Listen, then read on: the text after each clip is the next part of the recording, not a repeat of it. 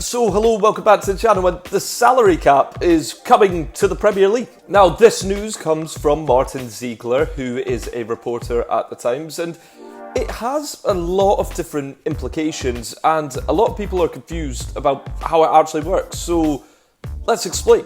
Now, before we get into that, if you could like, share, subscribe, it helps the channel out. It's all completely free. We are so close to 400 subs, and if we can hit that as soon as possible, that would be great. But let's get back into explaining. Now, the Premier League teams, they voted for this, but not every team did, in fact, vote in favour of it, because Manchester United, Manchester City and Aston Villa were all opposed to the idea, with Chelsea abstaining their vote, meaning that a few teams, they're not happy with it. This does mean we're maybe going to be getting a more NBA stylistic approach to the Premier League.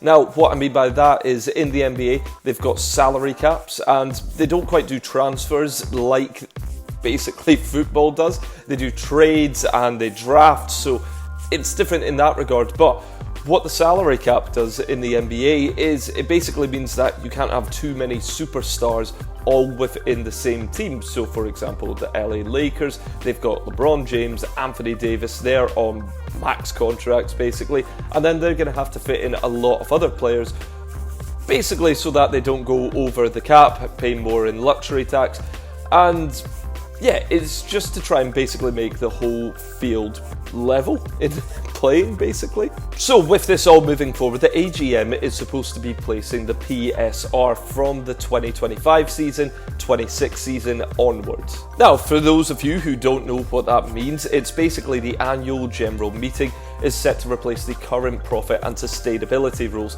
and these are the rules that have punished the likes of Everton and Nottingham Forest and are looking into Manchester City as we currently speak, really.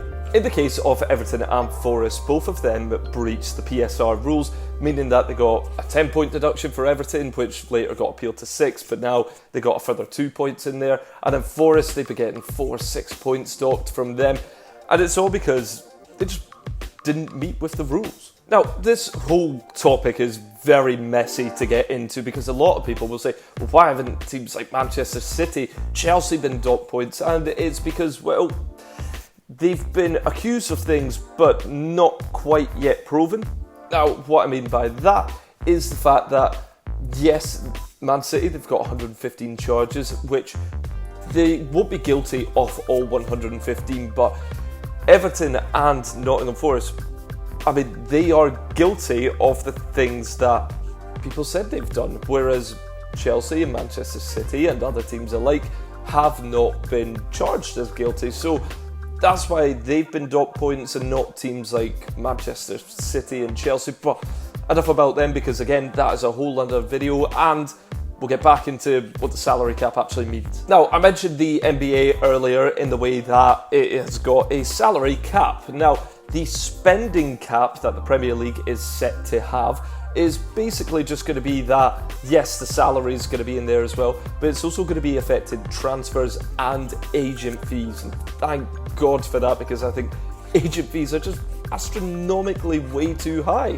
for a job where you don't really need them. So what is the actual spending cap? Well, what they have basically announced it as, or what they're planning on doing, is it's going to be 4 to 5 times the amount of TV revenue that the bottom club earn.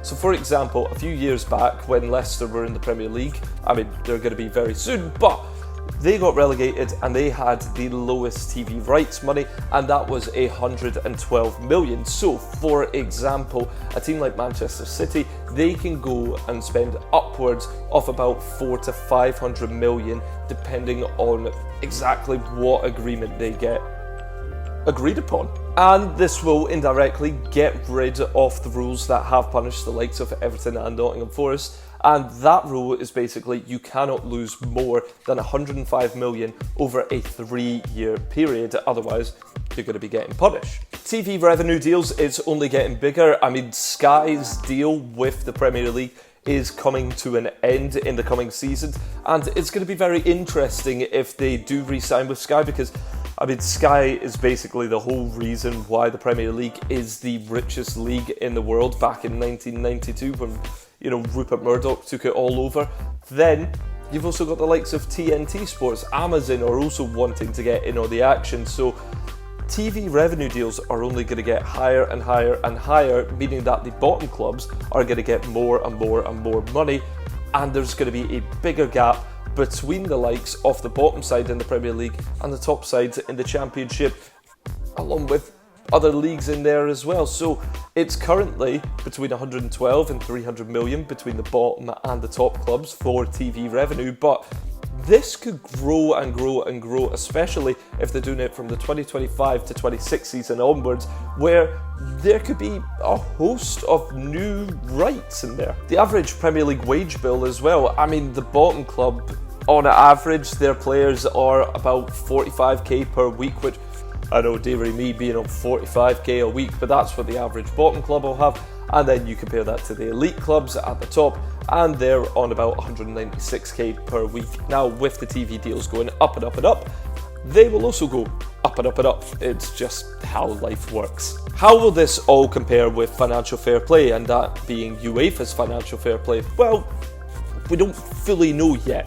Now, with the current deal, it's going to be that you can spend 90% of your total revenue on squad costs. That is what financial fair play is saying. However, that is going to reduce to 70% from the 25-26 season moving forwards there. That's what UEFA are coming out and saying. This means that the amount that you do spend is going to be limited by the revenue that you do generate. So it's going to be interesting to see how they incorporate financial fair play, UEFA's financial fair play, with the Premier League's AGM. You have some clubs, probably the clubs that have basically voted against this, in Man United, Man City, Aston Villa, and probably Chelsea, who abstained just for a look-wise, and they're against it because they think it's going to be penalising teams that have bigger revenues, who are earning more, who want to spend more, but they now won't be able to spend as much as they possibly want. Whereas you've then got other lower sort of teams saying, well, this evens the playing field, and you can see both sides of it. If a team earns more and more money, they feel that they should be able to spend that money more freely, and I do understand that. But if you're trying to make sure that everything is a more level playing field and that teams aren't just running away, teams aren't just getting bought over by rich billionaires who can then start to do that and then pump more revenue in the club, then yeah, this is leveling the playing field for other teams, especially the teams coming up and going down, and it makes it a lot more even. Then you've got clubs like Newcastle and Nottingham Forest too. They do have an abundance of money, but they can't spend it because they can't lose more than 105 million over 3 seasons, as we have covered. But with these new rules in place, then they won't have to sell. I mean, Newcastle probably don't have to sell the likes of Isak and Bruno Guimaraes, but they may have to sell 1 or 2 players before the 2025-26 season to make sure that they don't go over the 105 million threshold. But I just don't like that rule in general because, again, if teams like Newcastle, West Ham, Aston Villa, teams who are quite ambitious and they've got things going forward for them, why can't they spend money? Because, I mean, they're going to spend the money to try and improve their squad, but then they've got to sell these players within a season or 2. It's like they have them on loan for 1, maybe 2 years max, and then bang, they're gone because they're going to fall short, get points deductions, and then everyone's going to leave. I don't like this 105 million rule, and I'm glad it's probably going to be scrapped, but there is going to be a meeting back in June to rediscuss everything and see what the plans are like going forward. So that's the Premier League spending cap explained. Let me know if you understood it in the comments below. Let me know what you think as well. Are you for it? Are you against it? Do you like the old rules, the new rules? Please let me know in the comments below. I absolutely love reading every single one of them, so it's great. If you could like, share, subscribe. As I said, we're so close to 400 subs, so if we can hit that as soon as possible, it'd be great. It's also free, so why not? Who doesn't love a bargain? Thank you so much for watching, and yeah, cheers.